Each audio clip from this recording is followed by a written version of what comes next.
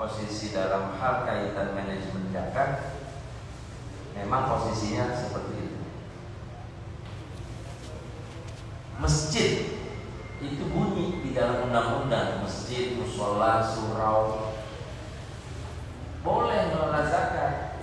Kalau yang masjidnya tingkat kabupaten kota tadi, Basnas Pusat itu, saya dan PRD itu melayani masjid hanya satu di Indonesia, yaitu Masjid Istiqlal. Karena itu posisinya memang diamanahinya pusat karena dia satu masjid.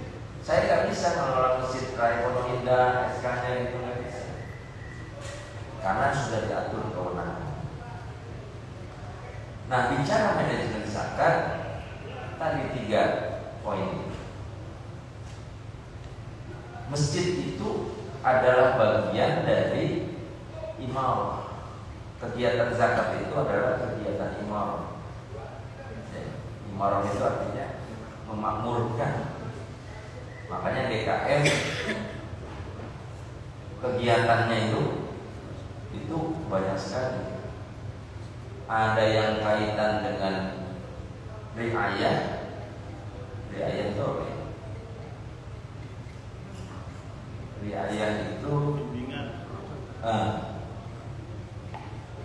konsultasi, memberikan, kemudian apa lagi?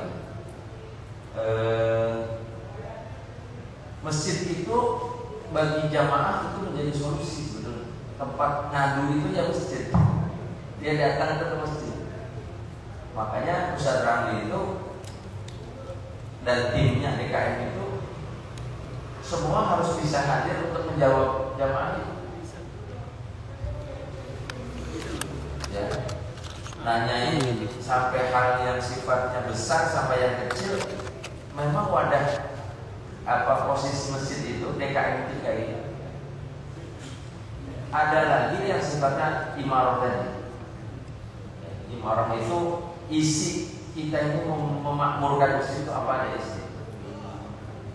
Salah satunya adalah mengelola zakat. Saya sudah menggunakan istilah mengelola lagi karena sudah tidak lagi bicaranya mengumpul. Walaupun lembaganya itu adalah unit pengumpul. Karena kalau sudah disebut mengelola zakat berarti isinya ngumpulin yang lebih sama administrasi. Jadi timnya Pak Dokter tadi ini memang sudah secara regulasinya diamanahkan 3 hal ini, 3 bagian ini manajemen UPZ itu.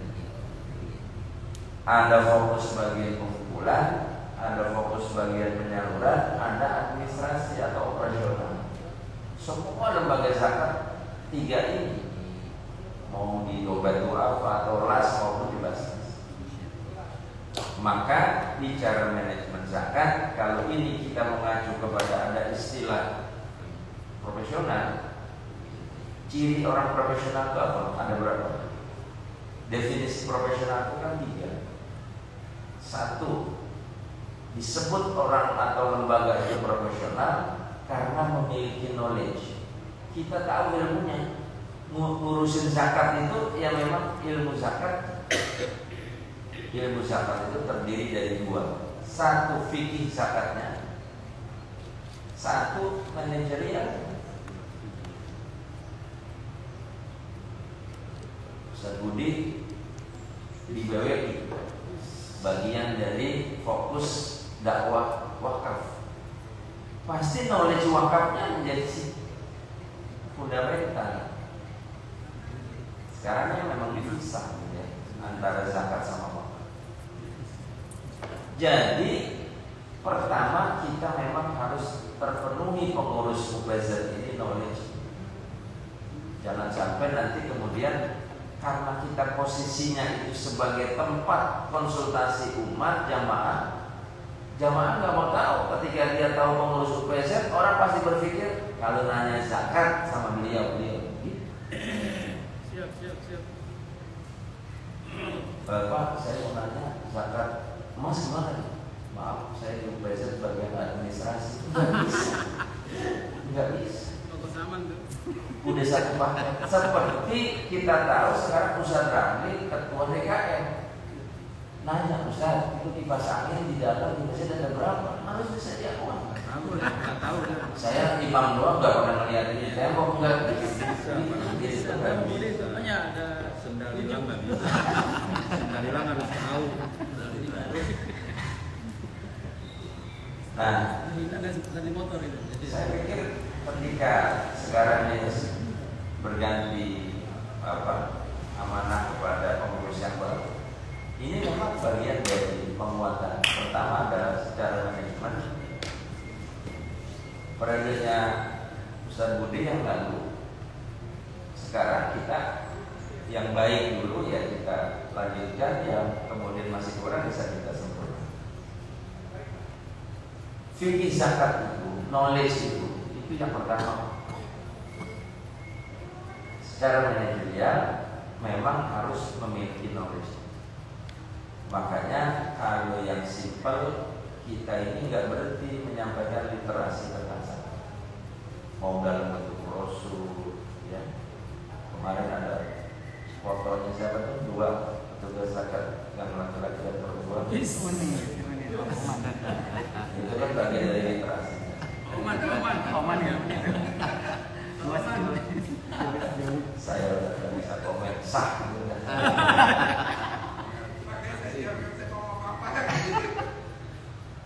Fikih zakat ini kemudian kita kita sampaikan sesuai dengan bagaimana kemudian jamaah kita perumahan ini juga bisa mudah tercapai.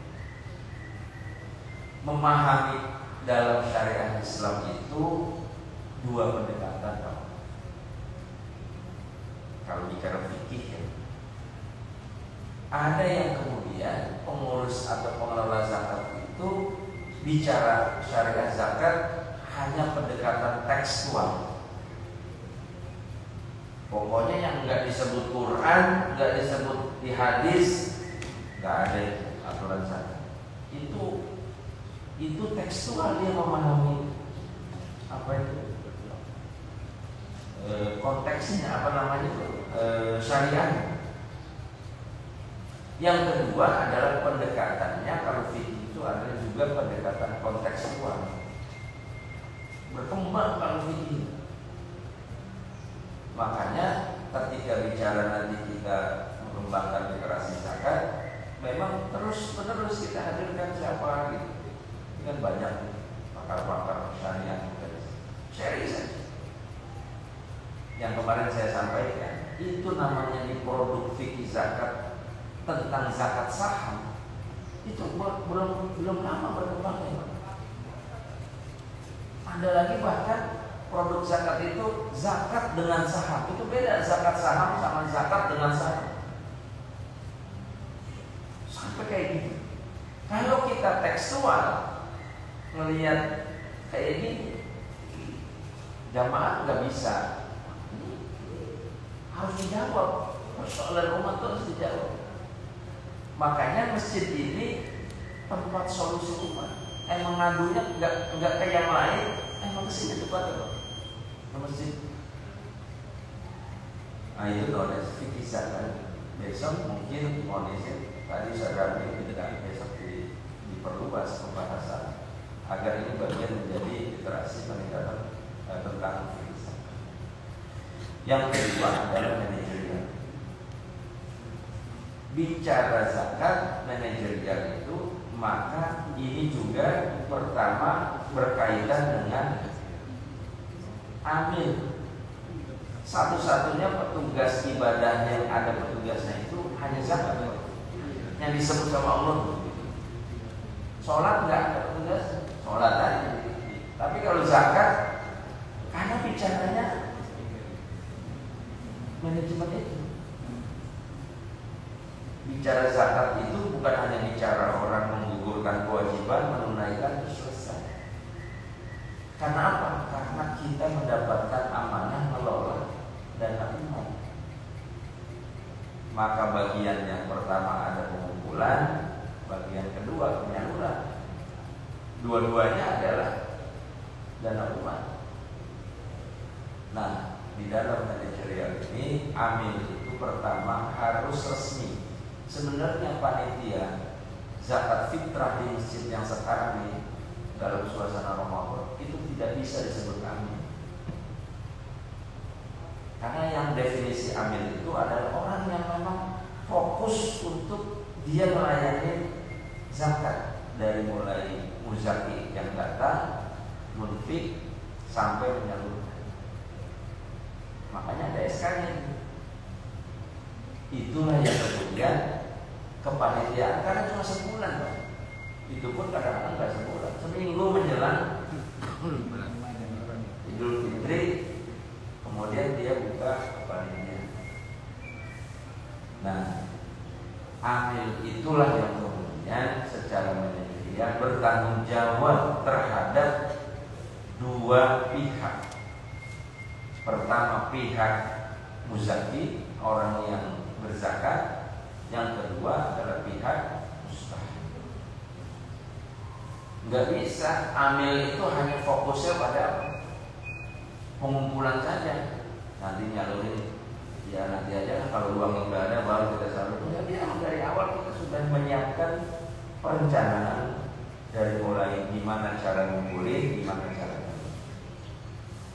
Saya bersepakat pengumpulan, manajemen pengumpulan dalam mengelola zakat. Di dalam mengelola zakat hanya 4 yang perlu dijaga.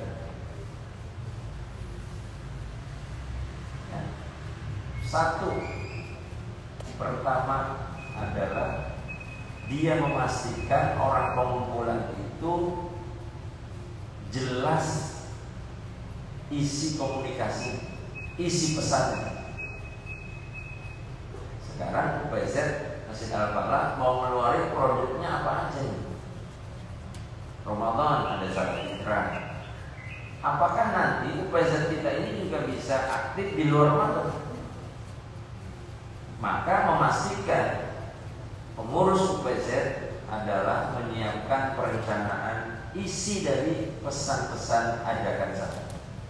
Itu yang disebut, kalau dibungkus istilah manajemen itu adalah manajemen komunikasi, manajemen kampanye zakat, dan lain sebagainya. Di dalam komunikasi isinya 2. Pertama adalah memberi kesadaran kepada jamaah. Itu kan komunikasi. Kenapa misalnya banyak yang nyebarin spanduk, ya kan? Ada lagi nyebarin player, ada lagi WA blast, nanya. Karena memang komunikasi itu cuma 2 arah. 1, sifatnya awareness, kesadaran, ngingetin aja. Zakat ya.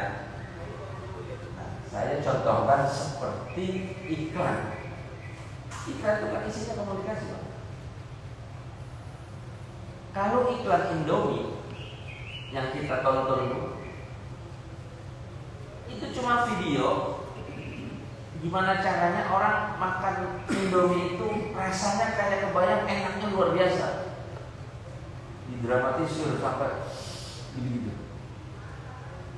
Tapi habis kemudian sifatnya pesan komunikasi yang umum tentang mengenalkan produk itu, di warung kuning ada Indomie. Berarti orang habis ngeliat, udah sampai pesannya masuk, kayaknya enak juga tuh Indomie, gitu kira. Di warung disediain. Saya masuk ke ilustrasi zakat. Kita dapat share nih di grup dari bawah Wahyu, dari pengurus yang lain. Zakat, kita bisa jemput zakat. Kasih fotonya, posisinya di sini. Jam operasionalnya jam sekian. Pesannya yang nyebar. Tapi orang pas ke masjid nggak ada. Sama kan? Kira-kira eksekusinya orang mau zakat, mau bayar zakat, kejadian nggak? Nggak ada. Maka kalau mau bicara yang luas, itu bicara global. ada literasi, ada tema program yang mau disebar, nggak apa-apa, itu kan ngajak orang supaya ngingetin zakat. Nah, ini pun ada strateginya. Kalau ngasih informasi zakat yang sifatnya non zakat fitrah ya, yang bukan yang terbatas Ramadan, ini juga ada ilmunya. Pak Hendra itu, teman-teman lembaga zakat, kalau mengeluarkan ajakan zakat yang sifatnya tadi, saya sebut sebenarnya ada istilahnya above the line, buat menyasar. Billboard, kita sering lihat billboard, lihat sepatu di jalan. Itu ngeluarin ada ilmunya. Salah satunya ngeluarinnya harus tepat waktu.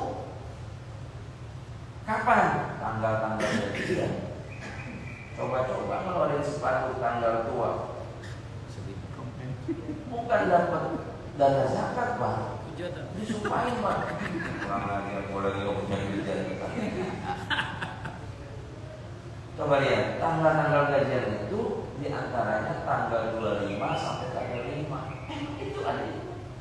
Itu disepakati dalam strategi pengumpulan gitu. Saya lagi pengen nyari yang disebut zakat dari belajar apa, maka di gambaran pakai sepatu, berarti kan itu salah satu informasi kita ini bisa datang. Kalau udah bicaranya below the line, yang nanti eksekusinya jangan lupa kasih nomor rekening. Kalau yang di atas kasih video, kasih informasi, nggak apa-apa, nggak ada nomor rekening, nggak apa-apa. Karena orang cuma dikenalin aja, UPZ hadir, UPZ pengurusnya sekarang, UPZ jam sekian apa. Tapi yang paling penting itu eksekusinya. Nah, kalau udah bicara eksekusi, player yang kita mau sebar itu, yang sifatnya jabri, itu harus ada nomor rekening. Cara penulisannya, ajakannya jangan terlalu besar, nomor rekening ini besar. Jualan ininya, fotonya gede-gedean, nomor rekeningnya nggak ada ini juga, karena itu juga perlu ada apa namanya strategi.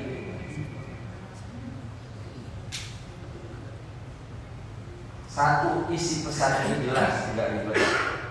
Kedua, harusnya tematik, sesuai dengan isu hari itu. Sekarang isunya apa nih? Ramadan sampai akhir, zakat fitrah sama fidyah, dicari itu Pak. Ada zakat mal, yang lain bisa. Tapi ini kesempatan emang ada di Ramadan, maka itu yang harus dimaksimalkan. Satu, mulai seluruh pengurus UPZ statusnya sama, ajakannya sama, gitu ya. Bicara programnya sama, maka itu internalisasi penting. Kita mengajak apa nih? Contoh sekarang, saya belum dapat berapa ketetapan fitrah yang ditetapkan oleh UPZ Masjid Al-Falah. Sampai hari ini saya belum dapat itu. Berapa fidyah?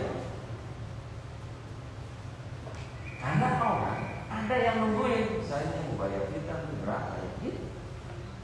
Nah, seringkali kita ini terlalu yakin bahwa jamaah itu sudah tahu tentang zakat. Di balik paradigmanya, bisa jadi jamaah belum tahu, maka kita kasih tahu.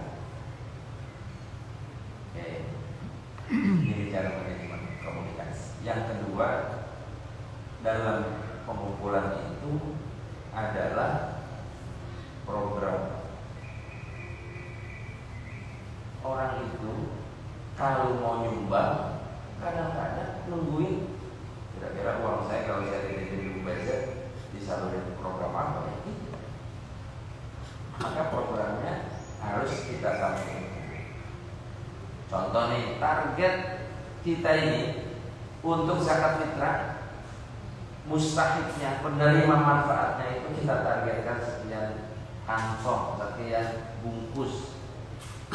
Karena kadang-kadang ada orang kalau udah ketahuan, oh satu paketnya di sini kalau zakat fitrah misalnya 40.000. Apakah misalnya kemudian saya mengambil 10 paket, bisa begitu orang bisa secara simpel. tapi rupiahnya ada, termasuk program. Kalau yang zakat mal, Bapak mau salurkan dalam program apa? Beasiswa, yatim duafa. Itu kaitan dengan program. Karena ini lingkupnya tidak terlalu besar, upaya ini di perumahan kita yang disukai oleh jamaah. Boleh juga riset-riset kecil, nongkrong atau Pak RT, saya minta masukan dong kira-kira usulan terbaik itu untuk penyaluran zakat itu apa? Kita sepakati, nggak usah banyak-banyak. Kata-kata yatim doa apa untuk program pendidikan atau ekonomi apa dan lain-lain. Di dalam penyaluran, di dalam program ini maka bicara penyaluran kan? Karena yang kita tawarkan ke donatur itu adalah penyaluran. Di dalam penyaluran pendekatannya hanya dua: memastikan asnafnya itu jelas, karena asnaf zakat itu hanya 8. Kita mau nyalurin para penerima zakat itu asnaf apa aja yang mau kita prioritaskan. Karena dalam bab penyaluran itu adalah juga bicara bab prioritas. Walaupun semuanya haknya sama, 1/8. Dapat uang 100 juta, berarti semuanya itu 12,5 juta Pak. Dapat porsinya.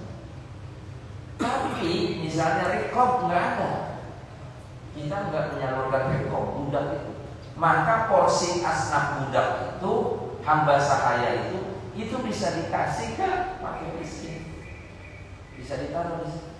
Berarti fakir miskin yang tadinya masing-masing 12,5% atau 1/8 itu bisa kali 2 karena rekomnya bisa ditarik. Enggak mesti 8 asnaf itu semuanya disalurkan ke 8. Itu kan bicara kebijakan. Mau diputuskan asnaf apa? Yang jelas seluruh lembaga zakat atau organisasi pengelola zakat itu rata-rata masih didominasi fakir miskin. Sekarang kalau beasiswa pendidikan masukin ke fisabilillah. Nah, yang kedua memastikan program, basis program, ada basis asnaf 8 golongan, ada basis program. Boleh nggak satu asnaf dapat 2 program? Asnaf miskin nih, keluarga duafa, tapi dia dapat 2 program, boleh nggak? Boleh. Orang tuanya dikasih modal usaha, anaknya dikasih program pendidikan, beasiswa. Tapi boleh juga asnaf itu bagi satu orang itu 2 asnaf, boleh kan? Boleh. Contohnya apa? Ada orang datang ke masjid ingin jadi mualaf. Ada nggak asnaf mualaf? Ada. Walaupun asnaf mualaf itu tidak harus miskin. Karena ada orang kaya masuk Islam tetap dapat hak mualafnya loh Pak. Jangan lihat karena pakai versi, dia makan melekat mualafnya. Yang kedua, kalau si mu'alaf ini miskin, saat itu kemudian dia ada syahadat, boleh kita salurin dia atas asnaf miskin. Kenapa? Yang miskinnya itu kondisi ekonominya, yang mu'alaf kondisi yang lain. Tapi kita atur mu'alaf di sini harus ada batas waktunya. Kenapa? Gorimin,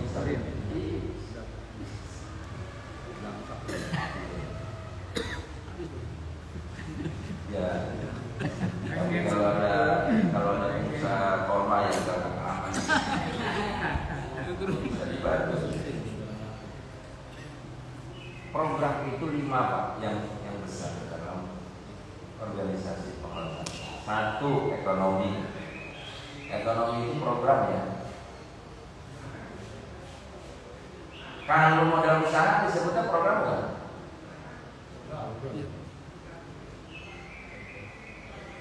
Kalau modal usaha itu disebutnya kegiatan. Programnya ekonomi, turunan dari ekonomi banyak. Modal usaha, apalagi?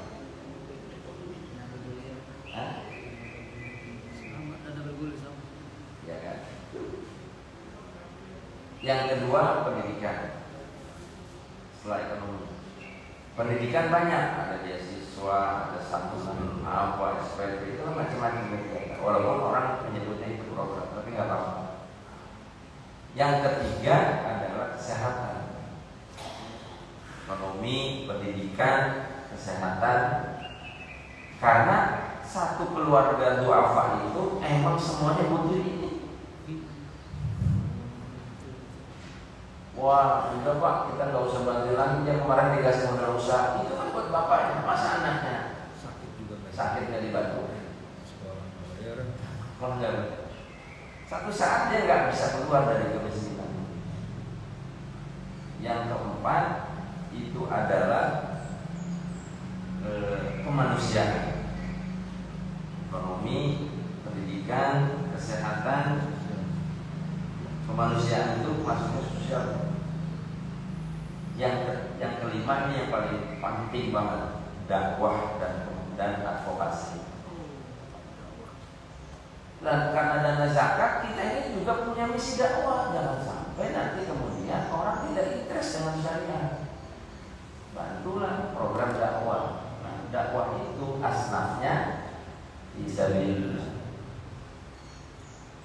Kelima ini nanti UPZ tinggal turunin. Kalau ekonomi mau bikin program apa, turunannya. Yang penting 5 ini persoalan keluarga duafa ini memang harus nggak keluar dari. Itu adalah program. Jadi komunikasi kedua adalah program. Ya. Yang ketiga itu adalah saluran. Saluran itu UPZ itu atau pengelola zakat itu harus memberikan kepastian orang mau nyumbang itu berapa kanalnya, berapa salurannya yang disediain. 1, transfer bank ada. 2, jemput zakat ada. 3, misalnya melalui apa? Kris, orang cukup scan, ya, barcode di scan orang bisa langsung nyumbang. Ini perlu disampaikan ke publik bahwa kami ini memudahkan cara bayarnya, cara menunaikannya. Tapi kalau nungguin misalnya jam operasional yang orang harus datang, itu akan menjadi pilihan bagi orang yang kayaknya saya nggak ada waktu ke masjid. Tapi kita mudahin semua saluran berdonasi. Sekarang sudah banyak kita ini tawarin macam-macam. Ya, jemput zakat itu baru salah satu. Konter zakat yang ada di sini orang ketika offline harus datang. Tapi kalau di mana-mana Ustaz Ali misalnya lagi di Cirebon, tiba-tiba beliau udah dapat rezeki, tapi hari itu beliau mau salurin. Iya kan? Wah, ini ada kris atau misalnya ada kanal yang lain. Itu bisa jadi, Pak. Jangan sampai nanti kemudian beliau jadi batal untuk apa? Untuk mengeksekusi. Komunikasi, program, saluran. Yang keempat ini yang paling juga tidak kalah penting adalah layanan. Layanan itu kalau bicara zakat ada 3 proses layanan. Sebelum orang menunaikan zakat itu harus dilayani. Apa yang penting yang dilayani? Informasinya jadi jelas, ajakannya jelas. Karena isi dari layanan itu orang akan memilih apakah saya sudah tepat nyumbang donasi ke UPZ Masjid Al-Falah. Wah, informasinya kok ribet banget yang jelasin tentang perhitungan zakat. Kok saya jadi bingung. Itu udah orang udah kayaknya saya ragu. Yang kedua saat menunaikan. Saat menunaikan itu bisa online, bisa offline. Ternyata yang diupload itu nomor rekeningnya gagal terus. saya transfer. Nah, ini bicara layanan. Berarti ketika mau menerbitkan, mengeluarkan informasi itu dipastikan cek.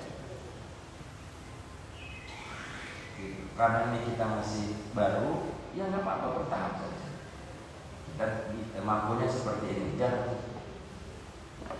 Ya. Kedua, dan pada saat menunaikan itu juga bicara kapasitas melayani. Harus rapi, jangan cemberut, jangan kusam, begitu. Karena kadang-kadang kalau ini tidak dijaga, orang tuh datang pas ketemu, oh nyapanya aja enggak. Itu kayak orang, ya mungkin kalau saya ibaratkan di warung itu, Uni itu, kalau Uni itu kita datang ke warungnya cemberut, kira-kira balik lagi ya. Dia senyum, dia gembira. Kayak gitu Pak, kita ini lagi buka lapak, ibaratnya lapak kepezen, pakaiannya rapi, ya. Kemudian orang datang, mulai kita ada namanya senyum, sapa, salam. Ya. Kan? Pakaian, kemudian penampilan. Jangan kita di Indonesia kita kenal semua, karena pakai kaos oblong, gitu ya. Nggak bisa. Ini kita melayani orang. Mungkin di situ dia nggak keluar, tapi kayaknya saya nggak nyaman kalau saya zakat di sini. Saya punya tips, kalau perlu orang itu kalau datang ke meja layanan, awalnya bisa jadi dia hanya menunaikan zakat fitrahnya, awalnya dari rumah. Tapi karena layanannya bagus, dia menguasai knowledge tentang layanan, Pak, kita juga menerima zakat mal, Pak. Zakat mal itu insya Allah juga bisa kita bantu untuk memenuhi. Oh iya ya, tadinya zakat fitrah, jadi zakat mal. Pak, sawah di kampung udah ini tidak banyak. Jadi keluar zakat pertanian. Kalau perlu di bahasa ekstrim, keluar dari meja kita, dompetnya kosong. Tinggalnya kosong. Dompet-dompetnya ditinggalin. Pulang nyeker Pak Haji, langsung pulang nyeker. Bahasa ekstrim lagi, kalau kita di tim layanan itu, kalau perlu ada istilah tambahan layan, iya, maksud kamu bukan dibikin benar ya? Pak dokter bisa, Pak dokter pijit-pijit. Dikrembat ya Pak Haji? Dikrembat gitu sekalian. Ini kayaknya pesangon. Kita menyinggung kurlang. Iya, betul. Itu simpel.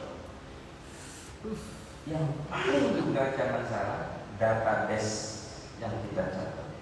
Jangan lupa. Pak, mau dibantu Pak, ini alamatnya, ini nomornya Bang, kami akan menyampaikan laporan. Jika nanti berkenan, apakah kita kirim langsung atau melalui WA apa? Itu tidak. Udah lewat WA aja, nggak usah ke rumah. Ada yang, ya saya tuh punya laporannya. Mana habis rumahnya? Ya.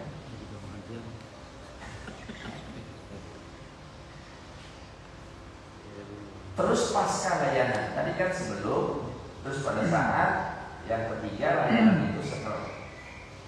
Disapa muzakir itu yang bulan ini zakat untuk ngajak lagi, disapa, makanya perlu database dijaga itu. Assalamualaikum, mudah-mudahan hari ini Bapak Rizkinya mudah kami menyampaikan program tematik Pak untuk bulan ini. Santunan, ada berikut nomor rekeningnya, enak paskanya ada. Yang paling baik orang berdonasi itu setelah dia nyumbang lagi. Itu patokan indikator layan kita baik. Tapi kalau sebaliknya, ada juga orang ini orang-orang nih, saya udah terakhir ini, wah udah berarti ada yang salah gitu. Banyak tanya, ada yang kemudian banyak tanya, Pak kalau ini gimana, kalau ini gimana? Ya nggak apa-apa, yang memang itu resiko melayani itu.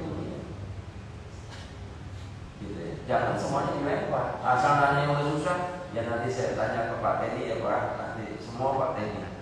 Waktu Pak Teddy lewat di jalan, Pak, yang ini mana? Nah, saya belum tahu. Ada masalah apa? Jadi, maka ini pentingnya jaga layanan dari sisi kemudian memberikan kepuasan kepada orang yang mampu. Kalau kita lagi ngajak zakat kepada orang yang baru, misalnya ketemu ada kelompok, kita diundang sosialisasi ke RT 9 misalnya ini, saya sebut RT 1, RT 8, RT 9.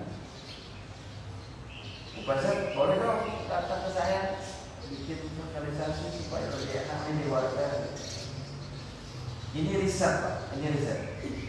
Setiap 100 orang, kalau kita nih ngasih tahu ngajak zakat, riset membuktikan hanya 2% yang zakat.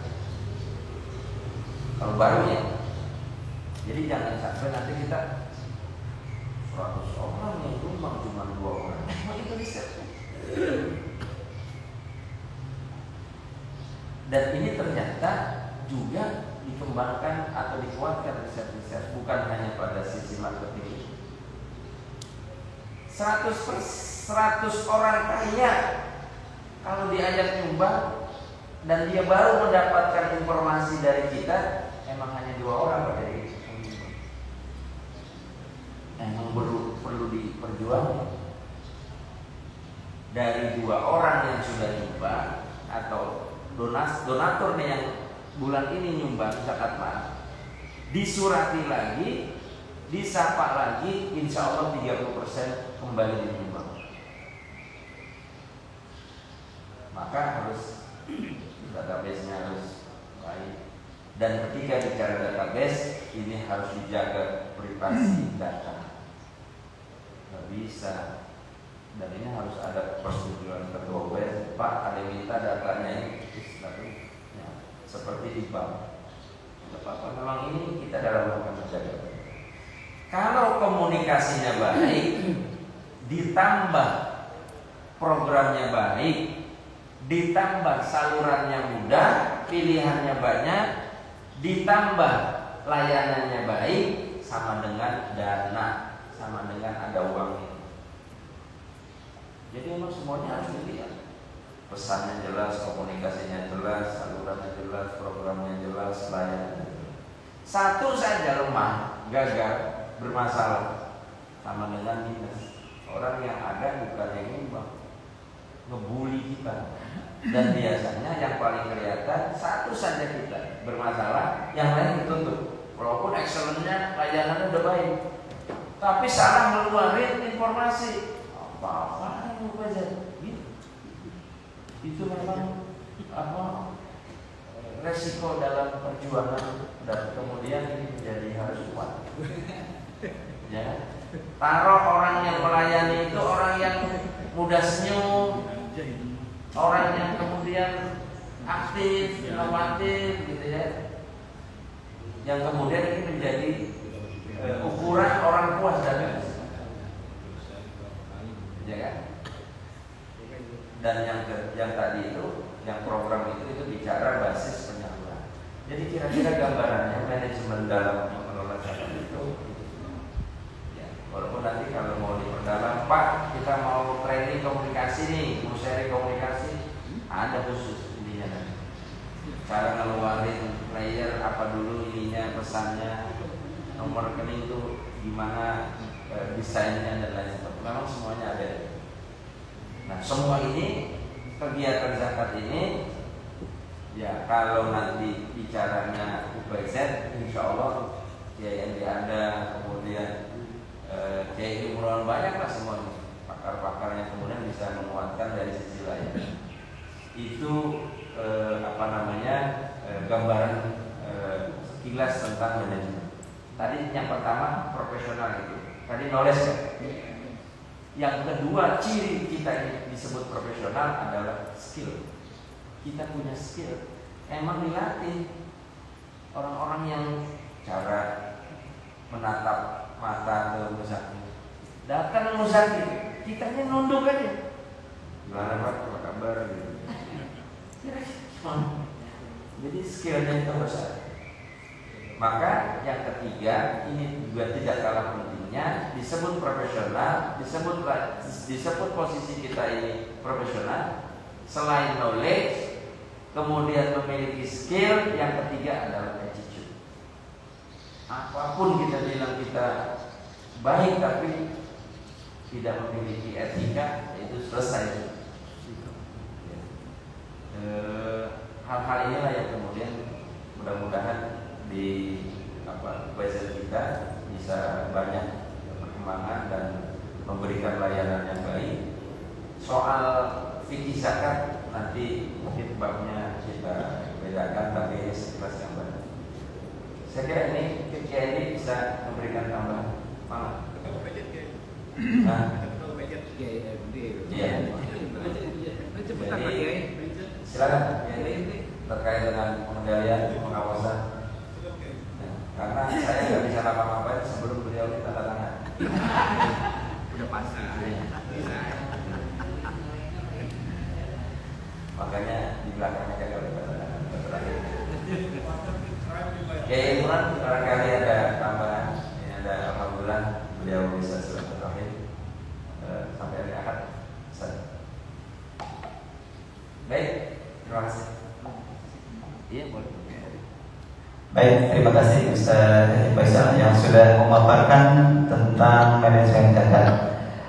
Baik, jemaah sekalian, kita akan buka sesi tanya jawab. Yang pertama saya persilakan dua penanya terlebih dahulu. Ya, silakan Ustaz Haji Kamil. Dirikan sholat kenaikan zakat.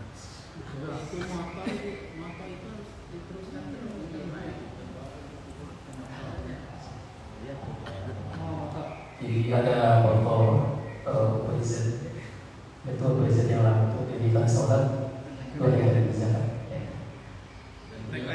Jangan tetap berjalan di sekarang juga ada tidak dibatasi. Tidak dihapus ya. Dihapus ya. Kalau orang yang dihapus. Orangnya dihapus. Baik, terima kasih Pak Yai. Materi pagi ini luar biasa. Kalau bahasa keren sekarang ini daging semua tadi, luar biasa. Artinya bisa membuka cakrawala kita semua untuk use management ya. Walaupun ini tadi saya spontanitas tadi disampaikan oleh pengurus UBZP kami bahwa kita kesediaan beliau untuk menyampaikan materi tentang zakat. Tadi kami sempitkan lagi materinya supaya fokus, karena yang hadis mengabiasikannya adalah para pengurus. Jadi topik dari topik hari ini kita tadi mengangkatnya adalah manajemen pengelolaan penyaluran investasi. Insya Allah besok pagi dapat nasi dari Ustaz bahwa Mbak Kiri besok mohon kesediaan untuk menyampaikan dengan jemaah dengan topik yang berbeda-beda. Yang berbeda dari pagi ini secara umum ya besok bagaimana tentang kemudian orang yang berzakat, bagaimana dengan kampanye zakat seperti apa. Jadi barangkali itu harus ada dasar hukum juga sehingga orang yang selama ini berkali-kali acuh dengan zakatnya karena memang ilmu belum sampai sehingga mereka tidak terlalu peduli dengan zakat. Barangkali bisa menguatkan dari seperti itu tambah dengan teman-teman yang lain. Baik, terkait dengan pembahasan hari ini pagi ini tentang manajemen dan kita semua adalah pengurus, bagian dari pengurus. Barangkali ada sedikit yang harus digarisbawahi. Walaupun 8 asnaf itu sudah kita tahu bersama. Tadi disebut dengan masalah amil. Tadi saya dengar amil yang sesungguhnya itu adalah memang orang bekerja profesional di bidang itu. Nah, kalau kepanitiaan kita ini hanya di ujung-ujung akhir Ramadan aja kerjanya ambil gitu. Nah ini juga tidak dikatakan amil gitu. Tapi mohon penjelasannya tentang keberadaan amil ini kan memang pemahaman secara umum. Amil itu adalah orang yang betul-betul bersentuhan langsung dengan menerima dan menyalurkan zakat tadi. Nah, terlepas dari profesi dia adalah bukan bagian daripada khusus untuk itu, tapi masyarakat sudah memberikan pemahaman, memberikan di masyarakat kita menyatakan bahwa mereka itu adalah amil, ada bagiannya, ada haknya. Nah, mohon ini supaya kita ada landasan hukum yang sebenarnya amil itu siapa sih sebenarnya katakanlah di masjid kita. Contoh aja dalam itu. Apakah pengurus masjidnya, apakah UPJ saja, atau seperti apa? Apakah kita mendapatkan sesuatu dari itu? Nah, ini supaya kita tahu bahwa tidak ada salah atau miskomunikasi antara masyarakat kita untuk memberikan pemahaman hal ini. Karena ini ada ilmunya, dan sampai nanti orang tidak punya ilmu sehingga memberikan jas kepada sesuatu yang belum tentu itu baik atau benar atau informasi yang baik. Nah, barangkali dengan lewat ini supaya kita betul-betul tahu bersama sejauh mana keberadaan amil kita ini dan sebagaimana mestinya yang harus dikatakan amil seperti itu. Tidak jauh banyak kasih. Terima kasih. Ya, Ramli. Ini saya juga langsung ya, biar bisa lebih pas daftar atau definisi amil. Bapak Ibu bisa buka di Fatwa MUI nomor 8 tahun 2011. Apa yang disebut amil? Jadi sampai Majelis Ulama mengeluarkan fatwa tentang amil zakat. Pertama, di sini disebutkan dalam ketentuan hukumnya, amil zakat itu adalah, ada 2 poin, seseorang atau sekelompok orang yang diangkat oleh pemerintah untuk mengelola pelaksanaan ibadah zakat. Jadi UPZ ini sudah ada regulasinya, diangkat memang Pak Teddy dan yang lainnya, itu resmi. Itu amil, itu yang poin 1. Poin 2-nya, amil zakat itu adalah seseorang atau sekelompok orang yang dibentuk oleh masyarakat. Ya, kita ini ngusulin, DKM ngusulin, yayasan ngusulin, yang nanti duduk di UPZ si A, si B, si C. Berarti mewakili masyarakat kan, mewakili jamaah. Tapi untuk melegitimasi usulan dari DKM ini maka di SK-kan oleh pemerintah. Kalau lembaga amil zakat bukan oleh Basnas izinnya, oleh Kementerian Agama. Di Rukun apa semua dan rumah zakat itu bukan SK lembaga amil zakat dari Basnas.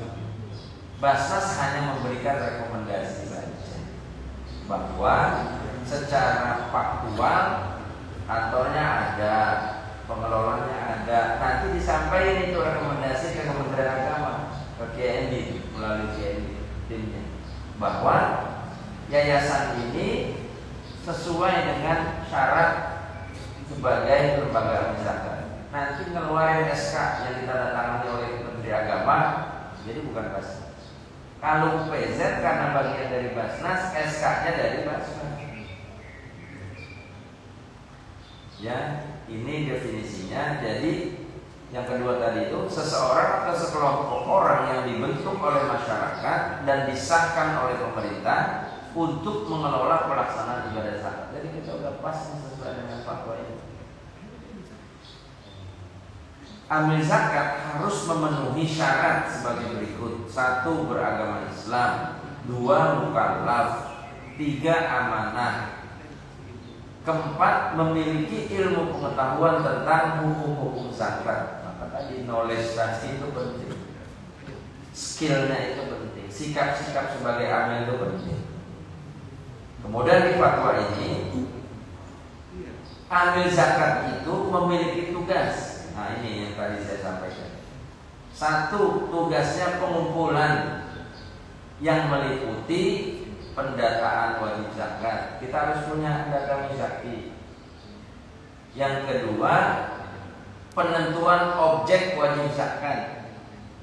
Kita mau mengeluarkan objek zakatnya apakah hanya fitrah saja atau ada zakat mal. Kemudian besaran nisab zakat. Karena kita ini kemudian ikut dengan ketentuan yang sudah diputuskan, maka nisab zakat itu sama.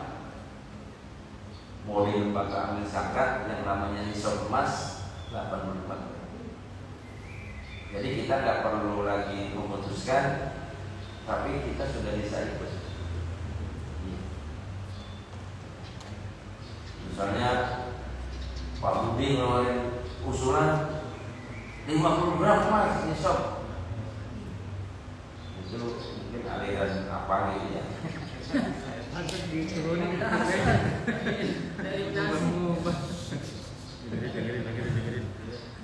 Kemudian besar tarif zakatnya, ya 2,5%. Dan syarat-syarat tertentu pada masing-masing objek zakat.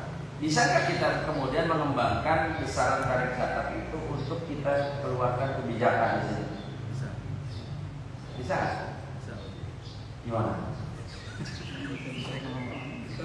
Misalnya, ini misalnya ngerubah tarifnya nggak boleh Pak.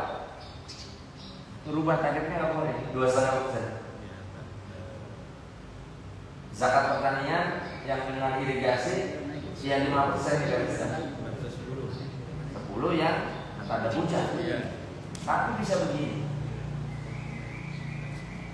Pengurus UPZ kemudian sosialisasi tentang ketentuan nisab dan tarif ini. Ada disepakati begini. Zakat saya itu sebetulnya kalau 2,5% 200.000. Saya 100-nya ke UPSSI aja. 100-nya saya ke tempat saya. Jangan merubah tarifnya. Ya kan? Pak Teddy punya jaringan para dosen, pengusaha misalnya. Pak, boleh dong Pak, sebagian zakatnya Bapak disalurkan melalui dia. Zakat saya 5.000 Pak Teddy setiap bulan. Ya udah Pak, 200 sama lagi kita.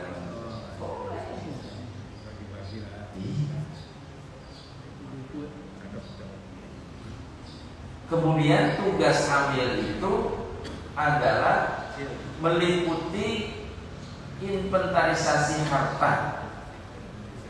Kita jaga ini yang tadi penyaluran itu, jangan sampai nanti administrasinya berantakan. Kalau ada orang zakat, catatnya zakat. Ada orang infak, catatnya infak. Jangan nanti di laporan itu kemudian, karena ini ada konsekuensi kepada penyalurannya. Kalau infak, penyalurannya lebih fleksibel. Kalau zakat memang dibatasi 8 asli. Contoh, kalau ada proposal atau ada mustahik datang ke UPZ masjid, kemudian dia pengen beli sesuatu yang sifatnya bukan kebutuhan, apa pokok. Ya ini si amannya pakai infak aja, keluar pakai gitu. Ini juga harus disepakati dan dipahami oleh pengurus UPZ. Kemudian tugas yang ketiga adalah pendistribusian yang meliputi tadi kepada mustahik secara benar dan termasuk pelaporan. Ini tugas, makanya mengelola itu tidak sekedar uang diterima terus diseluruhin. Contoh ya, saya kemarin misalnya menyampaikan begini, UPZ masjid nanti ketika dana zakat itu banyak di UPZ Masjid Al-Falah, terus ada orang ngajuin proposal untuk panti asuhan, bisa datang, Pak, saya dari panti asuhan ini ngajuin bantuan, Pak. Oke, dicek nih sama komite, sama pengurus. Oh iya, lembaganya resmi, ada ininya jelas, kantornya ada, ya disurvei juga ada anaknya, anak-anak yang di panti, kasih nomor rekening sama panti. Kata kita, oke, clear, kita transfer, kita bantu 1 juta, transfer tuh dari UPZ, dari rekening UPZ ke panti asuhan. Pertanyaan saya, kalau posisinya seperti itu, apakah sudah dianggap UPZ itu menyalurkan zakat?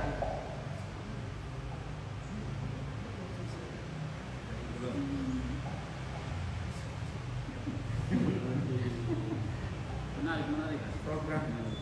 Nah, ini ternyata ada aturan dalam PSAK 109 tentang akuntansi zakat.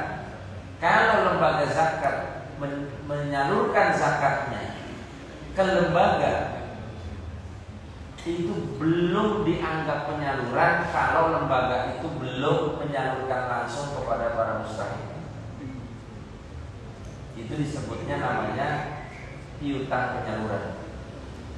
UPZ nggak boleh mencatat penyaluran kalau si panti asuhannya belum mengeksekusi. Misalnya yang 1 juta itu untuk iftar, iftarnya belum dibeliin, Itu piutang. itu piutang, Pak, karena baru masuk ke rekening panti asuhan. Kenapa disebut piutang penyaluran?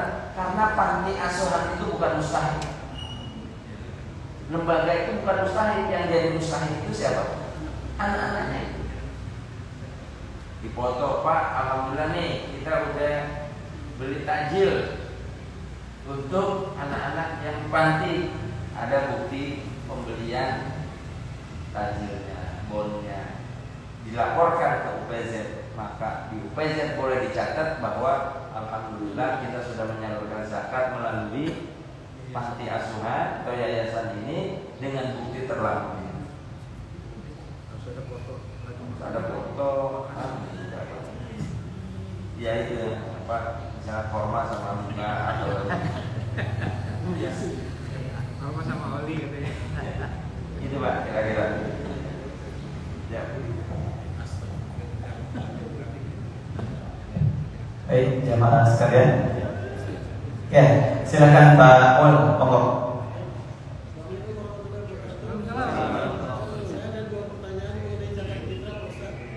Zakat fitrah. Pertanyaan mengenai zakat fitrah.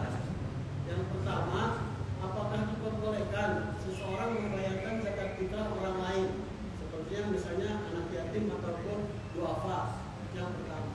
Yang kedua, apakah diperbolehkan jika kita membayar zakat kepada anggota keluarga, misalnya kakak ataupun adik yang dirasa kurang mampu?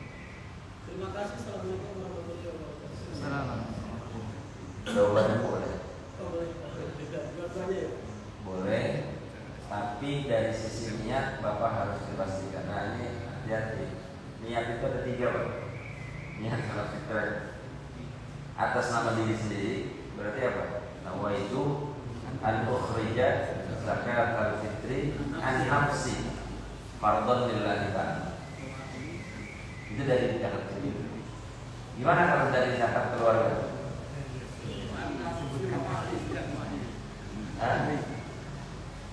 Nawaitu an ukhrija zakat al-fitri an jami.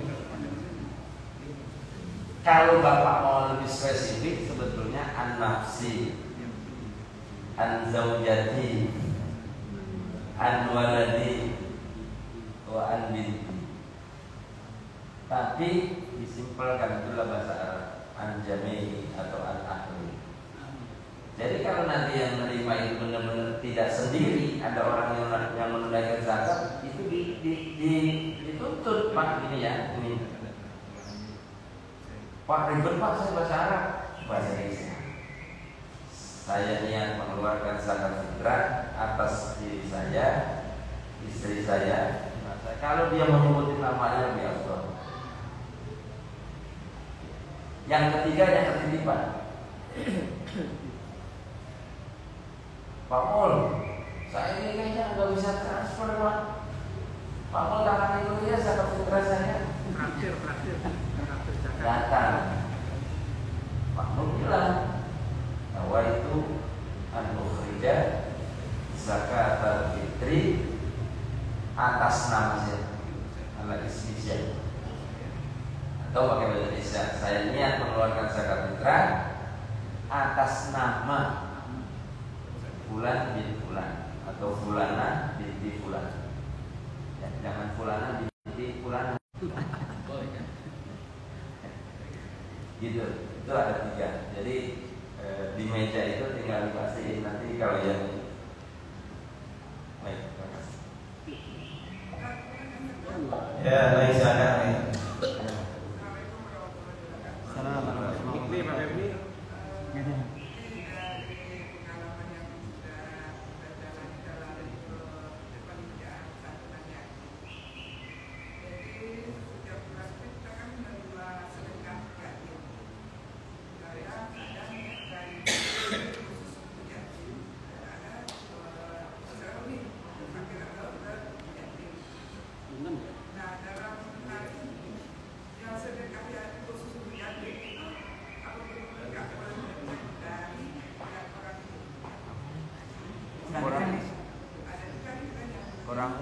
Kurang khusus yatim. Apakah sedekah khusus yatim apakah boleh untuk yang lain? Oh, sedekah yatim apakah boleh untuk yang lain? Hah? Sedekah yatim apakah boleh disalurkan untuk yang lain kan? Iya. Yang kedua itu juga bisa pilih Pak. Nah kategori bisa pilih ini siapa aja kan? Bisa juga di lingkungan saja. Apa yang TPA, Primaris atau ustaz-ustaz yang lainnya. Selama ini mungkin belum terjamah sebagai penyaluran zakat. Dalam istilah syariat zakat ada yang disebut zakat muqayyad, zakat terikat. Terikatnya pada penyalurannya. Kalau jenis sumber dana zakatnya dari jenis-jenis zakat, nggak bisa yang lain. Jadi zakat emas itu sendiri, ini sendiri. Tapi dari bab penyaluran ada namanya istilah zakat muqayyad. Muqayyad itu kita menetapkan tema atau produk zakat yang mau ditawarkan ke jamaah itu adalah memang khusus yatim duafa. Maka rekeningnya kalau bisa jangan disatuin sama rekening zakat mal yang lain supaya nggak nyampur. Kalaupun misalnya kita masih sedikit boleh nyampur, tapi kita harus memastikan dana yang masuk itu memang nanti jangan disalurkan kepada yang lain, tapi untuk program yatim itu. Itu namanya zakat muqayyad, zakat terikat. Ya. Selama kemudian terpenuhi 8 asnaf itu, ya kan? Karena yatim itu bukan penerima zakat. Gak ada yatim penerima zakat. Yang jadi penerima zakat itu karena du'afanya, bukan karena yatim. Karena gini, ada anak orang kaya, bapaknya meninggal, yatim bukan ya? Yatim Pak, tapi dia muzaki, dia donatur Pak, bapaknya meninggal, disebut statusnya yatim. Tapi bukan berarti dia berhak menerima zakat. Dia bahkan wajib zakat, dia bagian dari keluarga zakat. Jadi harus memastikan itu. Kedua, misalnya contoh lain, kita mau bikin program pendidikan, gitu ya. Pasti penerimanya kalau pendidikan itu anak-anak. Boleh nggak Pak yang mahasiswa? Boleh. Inilah penyaluran itu harus memastikan 2 poin. Poin asnafnya apa? Kalau dia selama masuk dalam 8 asnaf, berarti clear, dia sudah bisa menjadi penerima. Tapi yang kedua adalah basis program. Fisabilillah itu asnaf. Definisinya sekarang dikembangkan oleh para ulama kita. Bukan hanya berperang, tapi perang di sini adalah memerangi kebodohan. Berarti kaitannya dengan pendidikan. Banyak di rata-rata lembaga amil zakat, di pengelola zakat, ketika bicaranya bantuan penyaluran di pendidikan, itu asnafnya 2. Bisa dia masuk asnaf miskin, tapi lebih banyak asnafnya fisabilillah. Termasuk apa? Dakwah. Orang butuh transport, orang butuh bantuan pendukung logistik, ya. Ada kemudian misalnya tentang kajian, terus kita mau kasih konsumsi, boleh nggak dari asnaf fisabilillah? Boleh, tapi tidak dicatat dari asnaf miskin. Tapi dakwahnya itu yang kita, memang harus dipastikannya 2 itu, ya. Jadi programnya jelas, asnafnya jelas. Jangan sampai kemudian kita tidak memastikan tentang 2 poin ini. Saya kira Oke, Imran dan yang lain ada tambahan silahkan. Saya terima kasih. Mudah-mudahan yang singkat ini bisa memberikan tambahan untuk kajian kita. Assalamualaikum warahmatullahi wabarakatuh. Assalamualaikum warahmatullahi wabarakatuh. Baik, terima kasih Ustaz Haji Faisal yang sudah memaparkan tentang manajemen zakat. Banyak sekali ilmu yang kita peroleh pada pagi hari ini. Ternyata ketika kita seperti ini duduk bersama,